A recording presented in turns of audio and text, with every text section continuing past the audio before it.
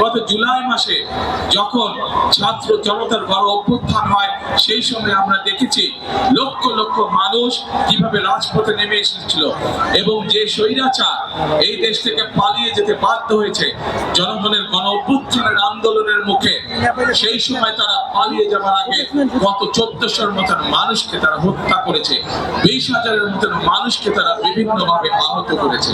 প্রিয় ভাই বোনেরা, এই মানুষগুলোর যে আত্মত্যাগ, এই মানুষগুলোর যে যারা জীবন উৎসর্গ করেছে, এদের এই ত্যাগ কি কখনো বৃথা যেতে পারে? আমরা যারা বেঁচে আছি আলহামদুলিল্লাহ আল্লাহর রহমতে, আমরা কি কখনো এই ত্যাগ, তাদের এই ত্যাগগুলো বৃথা যেতে দিতে পারি? আমরা বৃথা যেতে দিতে পারি না প্রিয় ভাই বোনেরা। এখন যদি বৃথা যেতে দিতে না হয়, তাহলে আমরা যারা পেছনে রয়ে গেছে আমাদের কি করতে হবে? আমাদের দুটো কাজ প্রিয় ভাই বোনেরা।